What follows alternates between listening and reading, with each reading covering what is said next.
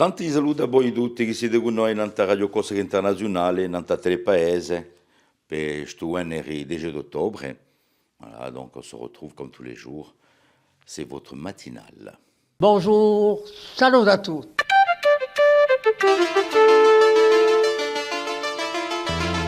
All'ascolto di Radio Corsica Internazionale, prima Radio Corsica.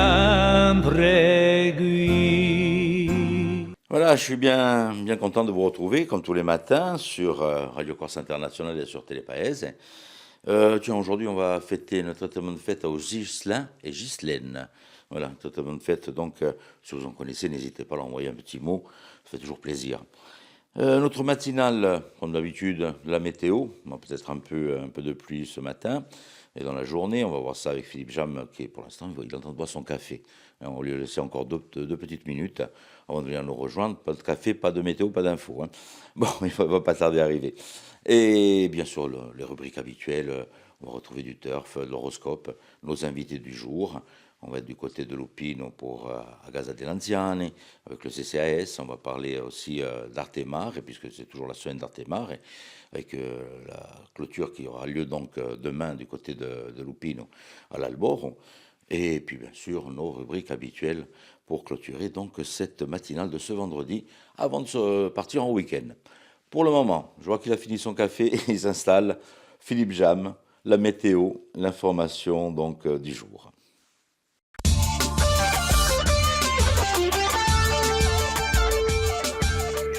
Bonjour Auguste, bonjour à toutes et bonjour à tous. Il faut s'attendre à quelques pluies et averses en matinée, puis le soleil sera de retour dans l'après-midi. Le vent d'est à sud-est sera parfois modéré aux extrémités de l'île. Les maximales supérieures au normal de saison se situeront entre 19 et 24 degrés, voire même jusqu'à 27 degrés en Balagne par effet de föhn. 15 petits degrés par contre sur le relief. Un petit coup d'œil sur le week-end. Samedi, le temps sera bien ensoleillé avec toujours un bon petit vent de secteur est à sud-est. Les maximales seront supérieures au normal, 18 à 26 degrés.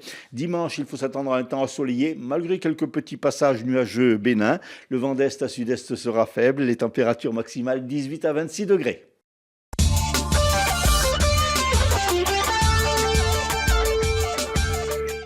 Un camion et un train sont entrés en collision hier sur un passage à niveau non gardé à l'André d'Ajaccio. On ne déplore aucun blessé ni dégâts.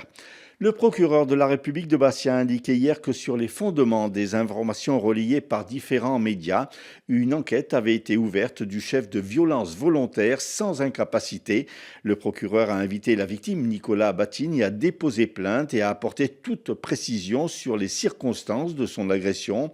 Mercredi, sur son compte X, le parti nationaliste identitaire Mossa Palatine avait dénoncé l'agression de son président, Nicolas Battini, à Luciana. Les faits s'étaient déroulés mardi devant de nombreux témoins. À Ajaccio, le ministère public du tribunal correctionnel a requis entre 6 et 9 ans de prison pour plusieurs hommes jugés pour trafic de drogue entre Marseille et la Corse. Le délibéré sera rendu dans l'après-midi. Ce trafic de stupéfiants avait été mis à jour en août 2023 avec l'interpellation sur le port de Bastia d'un marin de Corsica-Line. Dans sa Porsche Cayenne, les policiers avaient saisi quelques 70 kilos de cannabis et 7 kilos de cocaïne. À l'appel de la CGT, un mouvement de grève a été initié hier à bord du navire le Jean Nigoli de la compagnie Corsica-Line et selon le syndicat, le mouvement est suivi par 95% des marins à bord du navire.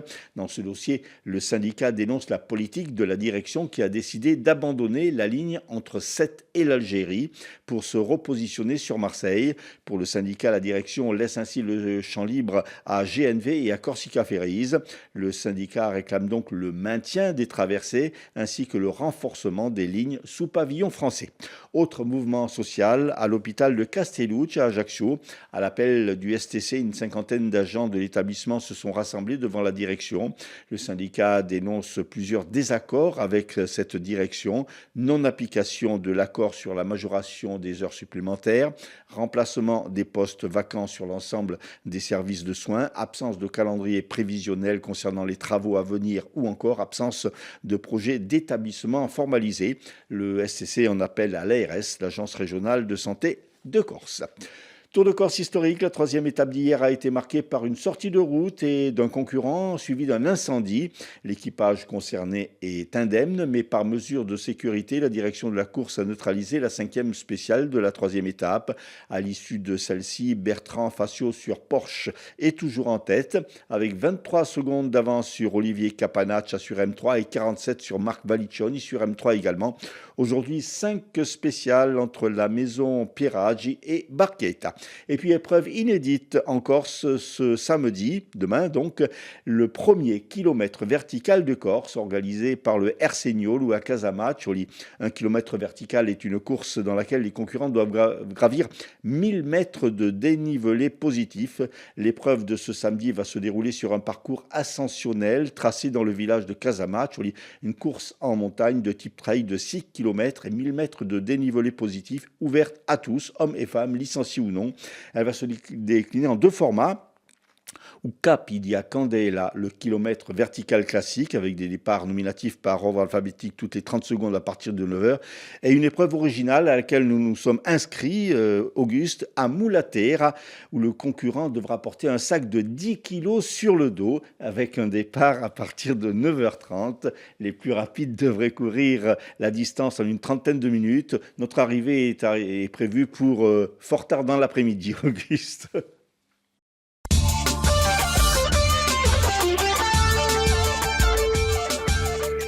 Merci Philippe. Merci Philippe. Et puis on se retrouve dans un petit moment pour les invités et pour les titres de l'info en fin de matinale. On va faire un petit détour du côté de Vincennes avec Rémi. Ce sont les pronostics épiques de ce jour. Les pronostics épiques de Rémi sur Radio Corse International. Bonjour à tous, ce vendredi dans les bons coups du jour, nous serons sur l'hippodrome de Vincennes. On va démarrer avec le quintet, je vais retenir le numéro 12 Yalto d'Ertal, ce qui ne devrait pas sortir des trois premiers. Passons la sixième course où le 7 Kobayashi devrait l'emporter, tout comme dans la huitième, le numéro 7 Impala de Val. Bon jeu à tous. Voilà donc pour les pronostics épiques de ce 10 octobre. N'hésitez pas à les jouer dans le PMU le plus proche. Donc, eh bien, écoutez, si vous voulez le réécouter, il est en rediffusion sur la radio et en podcast. Hein. N'hésitez pas si vous n'avez pas eu le temps de noter les pronostics. On se fait un petit détour sur l'horoscope de ce vendredi et peut-être même du week-end avec Paxi.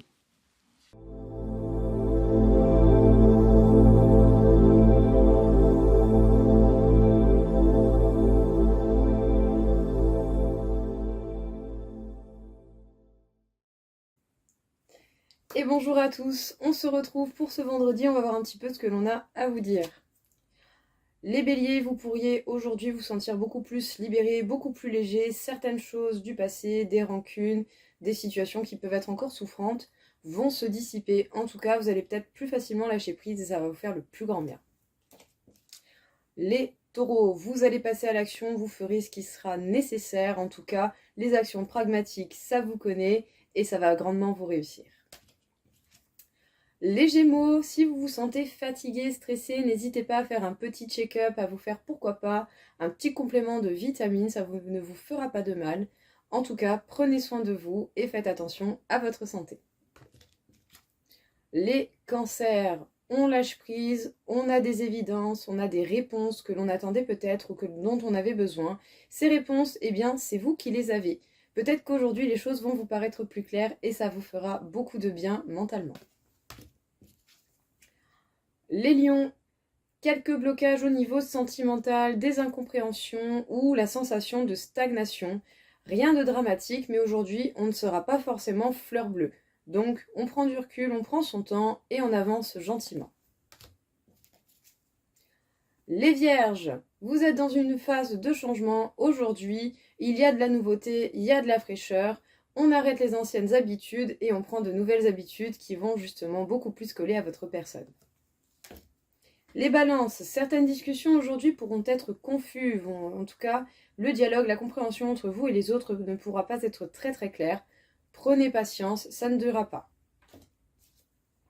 Les scorpions, il va y avoir des réconciliations aujourd'hui avec certaines personnes avec qui vous avez peut-être déjà eu des histoires, des conflits, et même si ce ne sont pas des réconciliations, peut-être une explication qui pourront quand même apaiser les rancunes. Les Sagittaires, il y a certaines choses qui peuvent vous peiner le cœur, mais il va falloir accepter les situations telles qu'elles sont. On n'a pas forcément la maîtrise de tout et on ne peut pas forcément tout gérer ou tout modifier. Il y a certaines réalités qu'il faut accepter telles qu'elles sont. Prenez le temps, essayez de vous faire plaisir pour pouvoir passer ce petit moment de pas bien. Les Capricornes, vous ferez ce qui est nécessaire pour pouvoir vous protéger, vous, vos actions, votre travail, votre vie perso. Vous ne laisserez personne venir vous mettre des bâtons dans les roues. Les Verseaux, vous allez avoir des résultats positifs aujourd'hui, des bonnes nouvelles qui vont tomber. Peut-être certaines choses se débloquent ou en tout cas, au niveau financier, éventuellement aussi, vous pourrez avoir de bonnes nouvelles et ça fait grave plaisir. Et enfin, les Poissons. Si vous êtes dans une situation sentimentale, il pourrait y avoir des disputes, des incompréhensions, mais bon, rien de dramatique ou de fataliste non plus. Ce sont des phases qui arrivent entre deux personnes. Ou sinon, pour d'autres, si vous avez un coup de cœur pour quelqu'un, peut-être que vous n'aurez pas les mêmes optiques et cela pourra causer pas mal de perturbations. Voilà tout le monde, je vous souhaite à tous une belle journée et je vous dis à bientôt.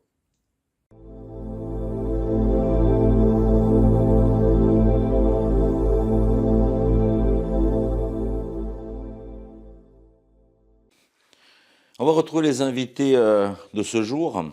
C'est Françoise Philippe qui va nous rejoindre dans un petit moment. L'enregistrement qui a été fait dans la salle polyvalente de Loupine, avec une journée qui était dédiée aux anciens. Voilà donc, et puis après on parlera aussi avec une écrivaine italienne qui fait partie d'Artemare et qui a eu le prix Ulysse. Voilà donc pour nos invités, c'est parti avec Philippe Jam.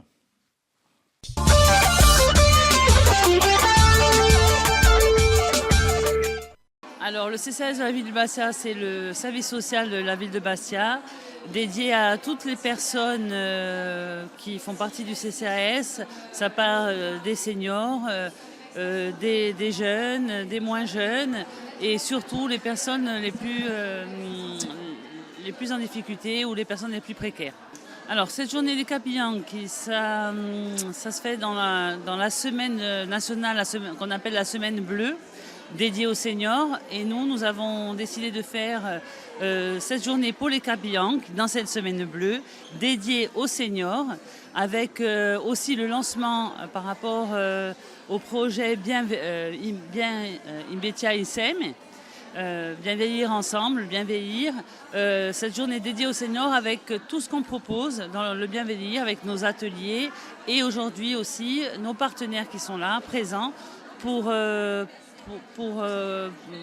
accompagner les personnes et pour proposer tout ce qui est disponible pour les seniors. Oui, c'est les plus de 60 ans. C'est les seniors, c'est à partir de 60 ans.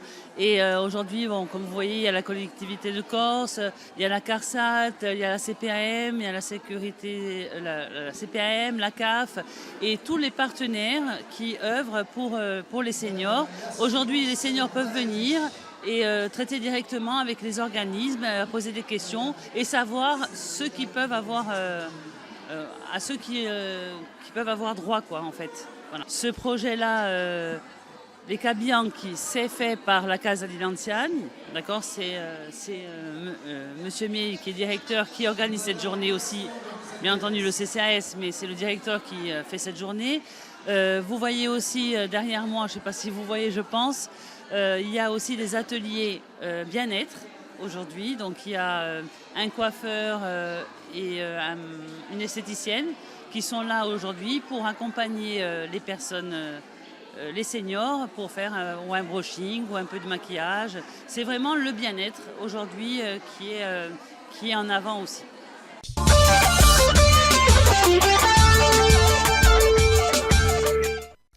Nous allons parler littérature aujourd'hui avec notre invitée Monica Acito qui a reçu le prix Ulysse du premier roman au festival Artemare. La traduction sera assurée par François-Michel Durazzo.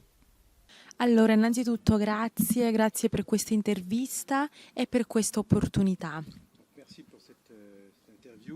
Merci pour cette interview et cette chance que vous me donnez. Per me la letteratura non è soltanto una passione, ma è proprio un modo di vivere, una postura, quasi un tic che ho fin da quando ero bambina. Donc pour moi, la littérature n'est pas simplement un plaisir, c'est une passion, c'est une manière de vivre que je cultive depuis que je suis toute petite. E l'ho sempre fatto perché è proprio qualcosa che riesce a tenermi intera e soprattutto è l'unico modo che ho di vivere, non ne conosco altri. Donc c'est quelque chose que je fais parce que je ne sais pas vivre d'une autre manière et c'est ce qui me permet de rester entière. Monica, bonjour. Tout d'abord, un petit mot pour vous situer. Comment vous est venu ce goût pour la littérature? Il suo primo romanzo, gli piace la letteratura, come è passato questo modo di fare, dalla lettura allo scrivere? Io ho cominciato a scrivere e a leggere da quando ero bambina e quindi la lettura ha sempre fatto parte proprio del mio bagaglio quotidiano. Donc j'ai commencé à lire toute petite, depuis que je suis donc enfant, et la littérature a toujours fait partie de mon bagage culturel. Sono sempre stata una bambina molto fantasiosa, mi piaceva proprio dedicarmi alla letteratura, ai racconti, alle favole, a tutto quello che avesse a che fare con le storie. Quindi per me è stata la cosa più naturale del mondo. Donc j'ai toujours été une enfant pleine d'imagination, qui adorait la littérature, les contes, les fables, et qui a cherché donc à cultiver cette façon de vivre, cette manière de vivre. Uva Spina est votre premier roman. Comment êtes-vous venu à l'écriture? Comment êtes-vous passé de la lecture à l'écriture en fait? Io a questo romanzo ci penso da tanti anni, dalla mia infanzia. Volevo raccontare una storia familiare di sopportazione soprattutto. C'est un roman auquel je pense depuis des années, et j'ai toujours voulu écrire ce roman familial, de nature familiale, et qui a quelque chose à voir avec le fait de supporter. E uva spina è un nome parlante perché è un frutto che viene spremuto da tutti coloro che sono intorno a lui per rendere la loro vita meno amara. Donc, uva spina est un nom, en français la groseille maquereau, est un nom qui a une forte signification symbolique parce qu'il est pressé par toutes les... Oui, pour rendre la vie des autres moins amère.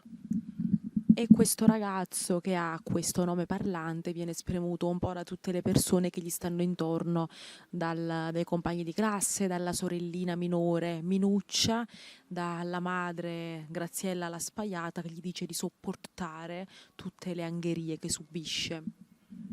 Donc Uva Spina, c'est le nom d'un jeune homme qui est justement pressé par tous ceux qui l'entourent, par ses camarades et surtout par sa mère, par sa petite sœur et par sa mère qui lui demande de supporter. E quindi lui cresce in questo clima in cui non può essere davvero se stesso, in cui deve reprimersi e sopportare per poter mantenere un equilibrio familiare.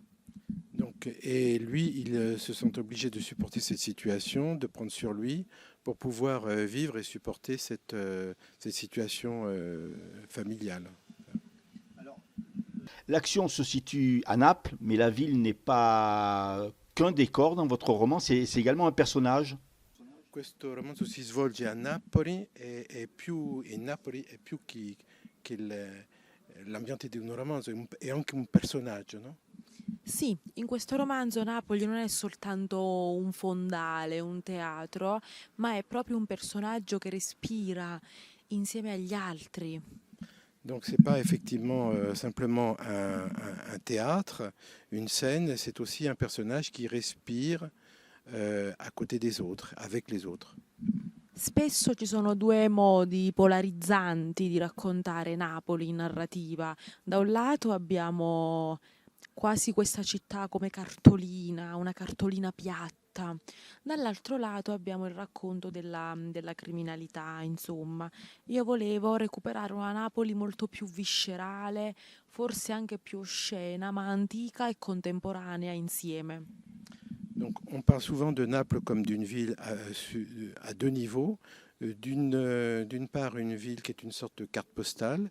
D'un autre côté, une ville qui est liée à la criminalité, à la mafia. Mais ce qu'elle voulait raconter, c'est surtout une ville avec toute sa vie viscérale et qui respire et qui n'a rien à faire avec ces deux pôles, en fait. E volevo raccontare anche la bellezza ma anche la mostruosità di Napoli, senza scadere nel kitsch del folklore fine a se stesso, ma andando a recuperare il carattere mediterraneo, anche greco, pagano di Napoli, in tutta la sua complessità, perché Napoli non è una città semplice, è una città complessa. Volevo raccontare la bellezza e la mostruosità di Napoli. Je voulais raconter la beauté et la monstruosité de Naples.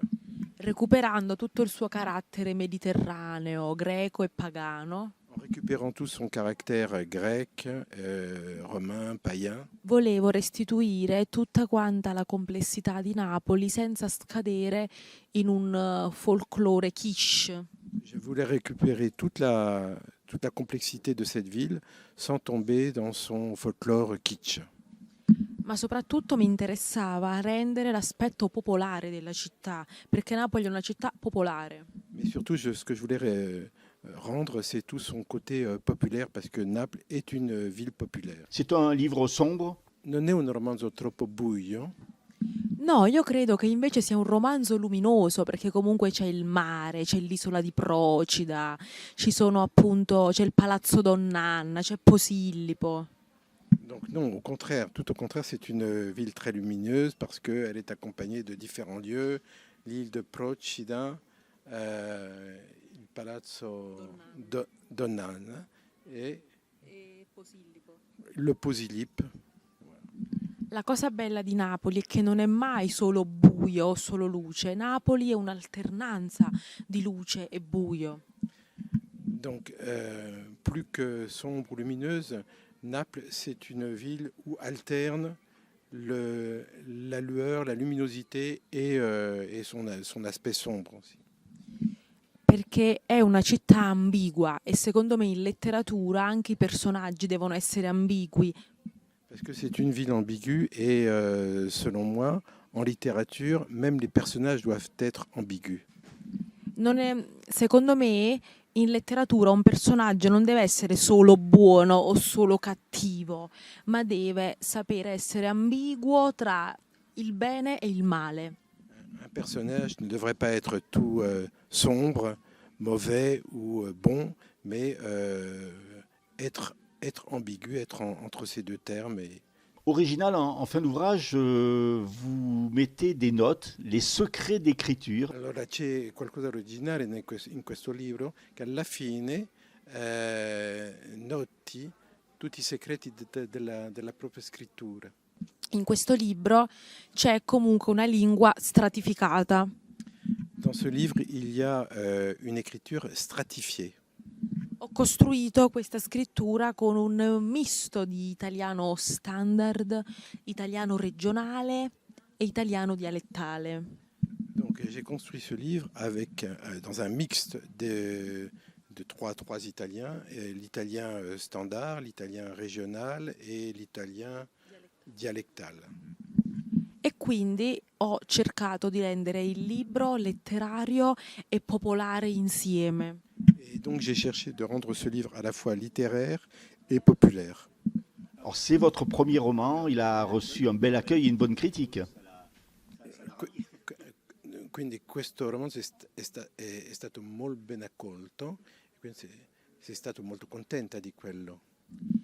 Ovviamente quando è uscito non me l'aspettavo, ero comunque molto giovane, ero comunque una ragazza alle prime armi, non me l'aspettavo, però sì, sono molto contenta di tutte le persone che vogliono bene a Uva Spina.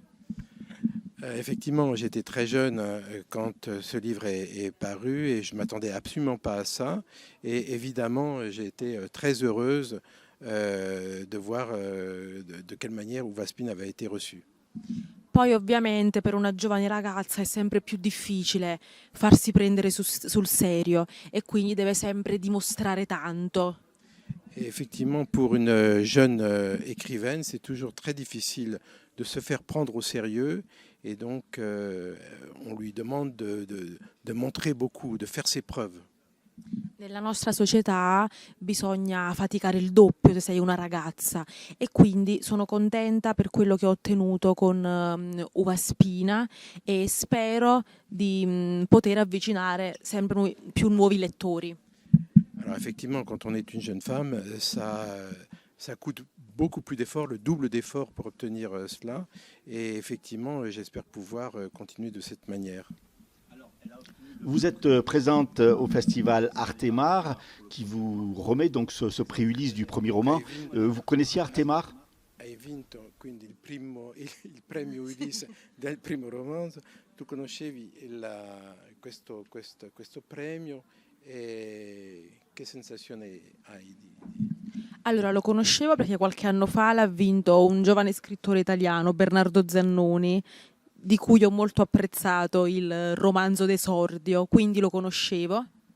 Donc effectivement, je connaissais ce prix parce qu'il y a 2 ans, c'est un jeune Italien qui s'appelle Bernardo Zannoni qui a reçu ce prix et c'est un romancier que j'apprécie beaucoup. Sono molto contenta perché questo premio mi sembra che intercetti lo spirito di Napoli, lo spirito mediterraneo che anima la mia scrittura. Et ce qui me ravit, c'est de voir que ce prix a quelque chose à voir, est en connexion avec l'esprit méditerranéen de mon écriture. Quels sont vos projets maintenant? Di scrittura. Allora, adesso sto finendo di lavorare sul mio secondo romanzo che uscirà in Italia l'anno prossimo. Donc, en ce moment, je suis en train de travailler sur mon second roman, je suis en train de le finir, et il sortira l'année prochaine. Dicono che il secondo romanzo sia il più difficile, quindi fatemi in bocca al lupo. Donc, on dit que le second roman, c'est ce qu'il y a de plus difficile. Donc, je me souhaite beaucoup de chance. In bocca al lupo.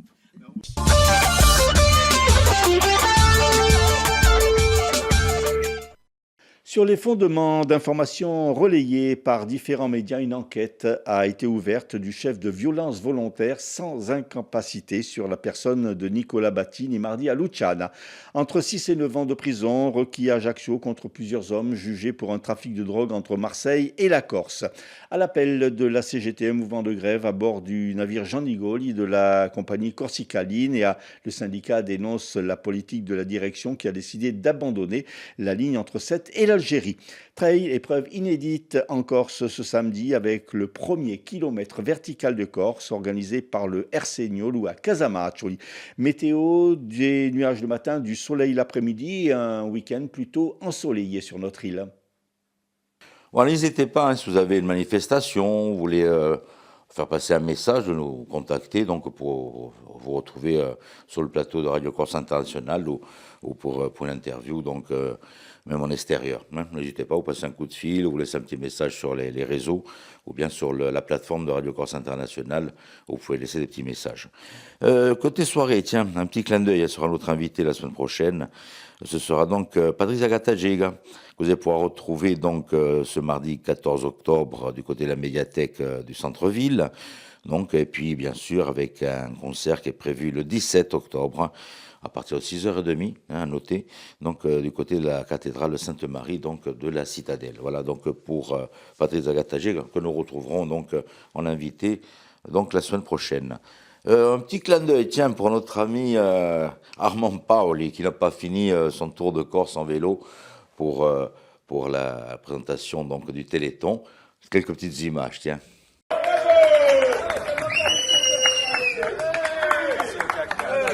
Ouais!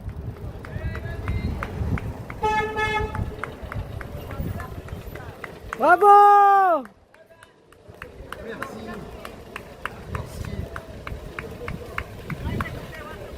Bravo Armand. Bonjour, depuis midi qu'on attend. C'était pas facile.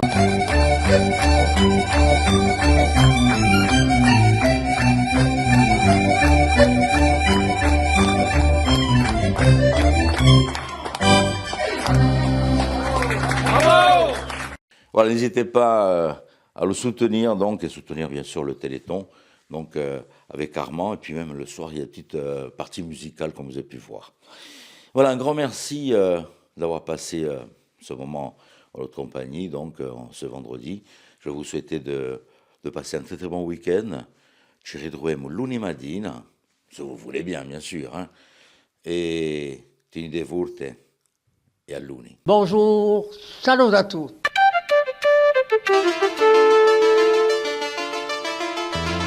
All'ascolto di Radio Corsica Internazionale, prima Radio Corsica. Si vous en